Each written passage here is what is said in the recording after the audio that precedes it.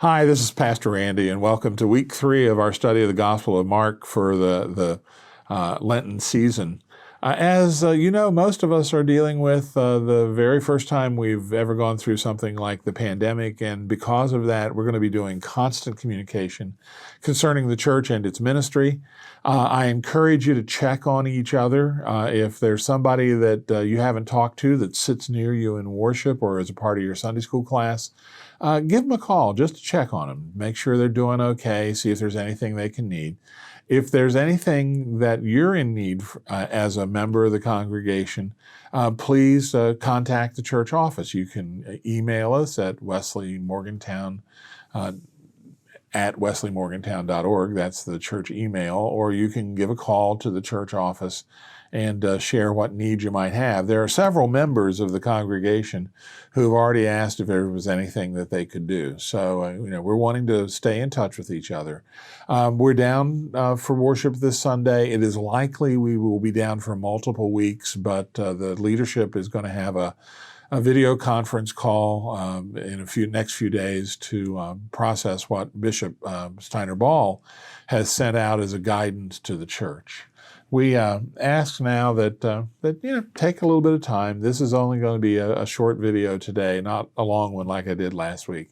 And look at the Gospel of Mark. So let's move on. The geography of the area is something that is important for us to understand.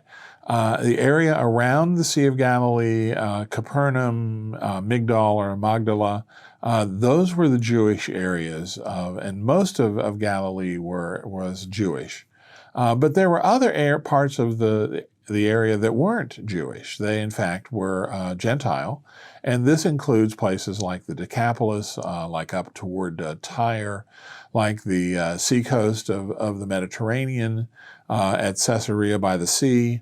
You just have multiple places that were occupied by residents of the land that maybe weren't Jewish at all, but that rather were Gentile, and some of them different religions altogether.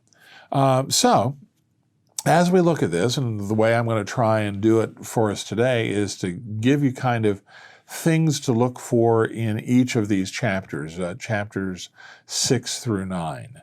What I would ask you to do, first of all, is to look at the miracles of Jesus. Okay, these are the things that you find in each of the chapters where Jesus is shown to be empowered by God for his ministry. For example, the feeding of the 5,000.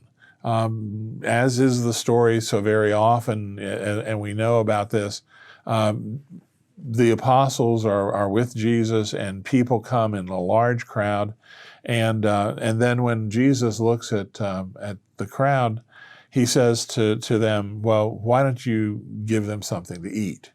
And his disciples say, "Well, there's no way that we could do that." What they wanted to do is they wanted Jesus to tell everyone to go into town and go to the local restaurant and get something to eat. But what he said was, "No, we'll feed them." And he had them sit down in groups, and they said, "How many loaves and what do you have to eat?" And they come to him, his disciples, and said, "We have 5 and 2 fish." And then Jesus feeds 5,000 people, blessing and multiplying the fish and the bread, so that and the thing that's noted here is it was 5,000 men. So there were probably a crowd of at least 10,000, maybe even more than that, because the women and children weren't counted in this. So the miracle of Jesus, the feeding of the 5,000, the walking on the water. Jesus tells his disciples to go ahead in the boat, and he'll join them. But in the early morning, he was walking past them. And they cry out to him because they're afraid of what's going on in the turbulent sea. And his response to them is "Take heart, do not be afraid." And then he got into the boat with them. Doesn't take a great preacher to say that's probably one of the messages that Jesus would give us today. Take heart, do not be afraid, because The storm that we're dealing with, the coronavirus, the COVID-19, is unlike many of us have ever seen. And it is causing us to have anxiety and distress. And I think Jesus would say to us what he said to his disciples on the turbulent Sea of Galilee: take heart, don't be afraid. And then there's, in Matthew 6, there's the healing of the sick. In Matthew 7, there's the healing of the Syrophoenician woman, which I'm going to talk a little bit more about in a second. And there's a healing of the deaf man in Matthew 7. And those are one of the things to look at, is the miracles of Jesus. Then there was also the Jesus dealing with the scribes and the Pharisees. As becomes evident in Mark, what you have is the scribes and the Pharisees are not happy with who Jesus is and what Jesus is teaching. What they're trying to do is they're trying to make accusations to him. They're trying to catch him in violations of the law, that they can then discredit him in front of the people who are coming to him in droves. They're just, really coming out hungry for what Jesus is sharing, a word of hope and a word of strength. So you have the scribes and Pharisees. For example, in chapter 7, let me slip over here really quick. In chapter 7, they come out and they're talking about washing hands. The Pharisees and some of the scribes who had come from Jerusalem gathered around him. They noticed that some of his disciples were eating with defiled hands, that is, without washing them. For the Pharisees and all the Jews do not eat unless they thoroughly wash their hands. Now, this is not me as a preacher saying, don't wash your hands. We are in a serious time. Wash your hands. Do what the medical folks are telling us to do. But what is happening here is this was the ritual hand washing that all Jews had to do before they ate, so that nothing unclean would enter the body and then therefore make them unclean. What Jesus's opponents, the scribes and the Pharisees, are trying to do is they're trying to say to the people, he doesn't do things the right way, therefore you shouldn't listen to him. Once again, as I've said before, that's one of the issues that all of us have to wrestle with who are people of faith, because we're always going to run up against people who do things differently, who do things new. And the thing we have to remind ourselves is that sometimes God is working in that which is new to refurbish and to renew God's church. Martin Luther, for example, people were just terribly upset about the things that he was doing. He wasn't being a good Roman Catholic. He wasn't being a good Christian, et cetera, et cetera, et cetera. And what he did was what we now call the Protestant Reformation. He opened the door to people being able to read and understand Scripture, to be able to be ministers on their own, the ministry of all Christians. God did some amazing things in stuff that was upsetting a whole lot of religious people. And that's another thing that happens here. There's more about the scribes and the Pharisees in chapter 8, when Jesus responds to the complaints that they have by saying to his disciples, well, we fed 5,000 and then we fed 4,000, chapter 8 of Mark. And then how much do we have left over? And the disciples said, well, we had 12 baskets. And he said, and how about the 4,000? How much did we have left over? And he said, they'd say 7 baskets. And Jesus kind of said, well, doesn't that tell you something? Because for people of the Jewish faith, 12 and 7 were divine numbers. Whenever 12 tribes of Israel, 7 was the number for perfection. And Jesus is saying even the miracles, the leftovers from the miracles themselves, show that God is there. So, our challenge is always to make sure that we are open to God, who even from Isaiah said, behold, I am doing new things. So that's our challenge, so that we aren't like the scribes and Pharisees, but rather are like the disciples who are open. Now, back to Matthew 7 and the Syrophoenician woman. This is one of those interesting stories because it really causes us to think. This woman comes and says, hey, my daughter needs to be healed. Can you do that? And Jesus says, well, I didn't come to bring ministry to you folk.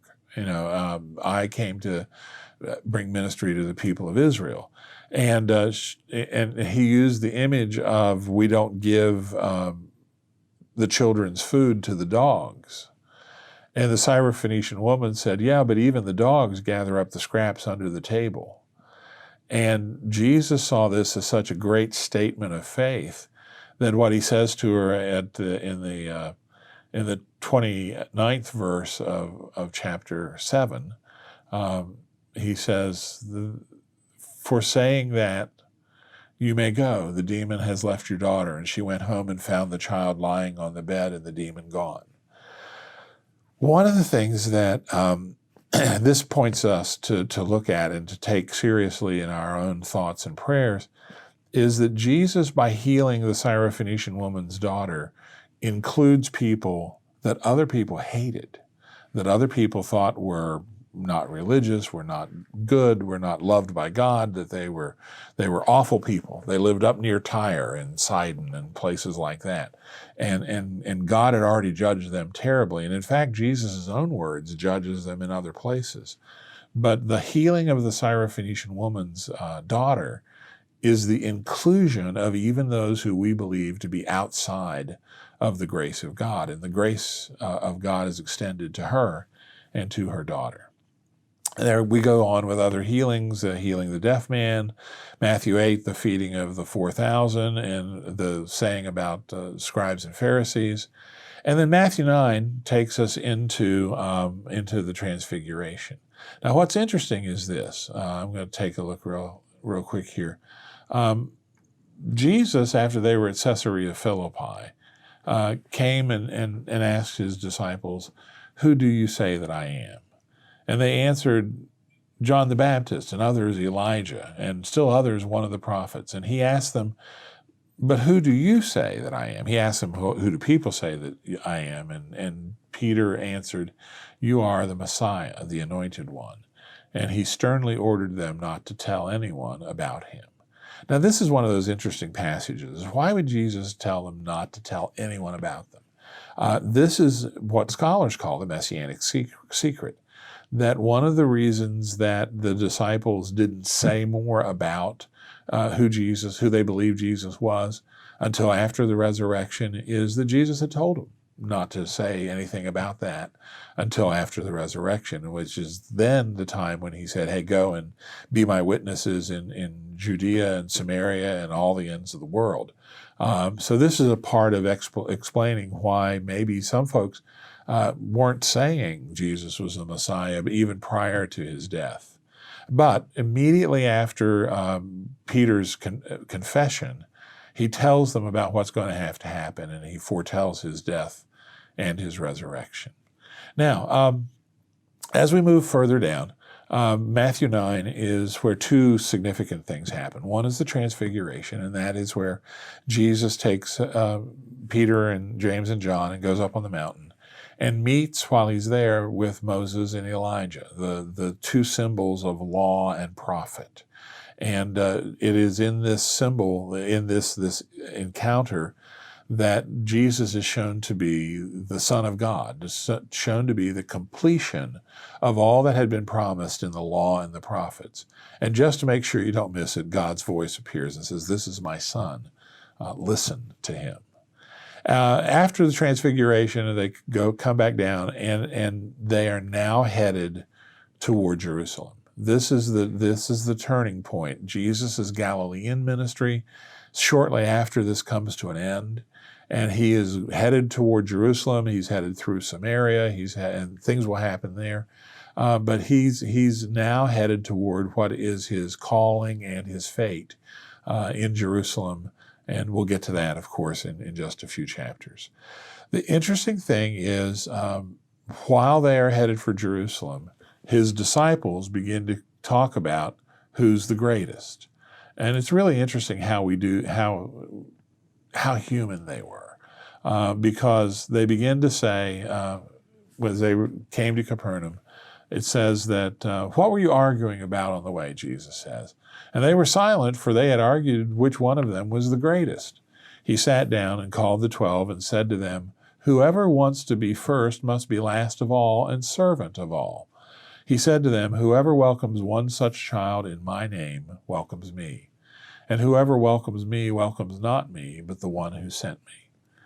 Jesus uses the image of a child because in the culture of the time, the child is absolutely without power. They don't even count until bar or bas mitzvah. And Jesus places a child in their midst and says, this is who I would have you welcome. This is who I would have you humbly welcome, because this is the child that isn't great, it isn't powerful, but this is the child that is actually connected to me and through me to the Father. So once again, we're challenged to look at how do we humbly live with God. So very often we get caught up in labels of power, and we get caught up in the size of church we attend or the types of ministries we do. Jesus says that if you want to be great, that you must first be humble to the place that you would accept with joy a child who has no power. Well, from here, we move on into the time of Jesus' ministry in Jerusalem. What I'd have you do for this next week is much shorter, to look at chapter 10 of the Gospel of Mark. And we will be looking at chapter 10 in detail next week, and then chapter 11 and 12 the week after that. Thanks for being a part of the ministry here with our Lenten study. I know I won't see you in church on Sunday, but I hope I'll see you online. You can see us on Facebook Live. They're also through our YouTube channel. If you get to Facebook Live, there's a button you can click called watch event, a watch event. Helen Ashenfelter last week did that, and she had friends from all over the country sign on and watch our devotion that was sent out. We're going to be doing a more of a worship setting this week. There'll be music. There'll be sharing of a hymn, and the words will be on the screen, so you can sit where you are and sing the hymns. But I hope you'll join us Sunday, 11 a.m.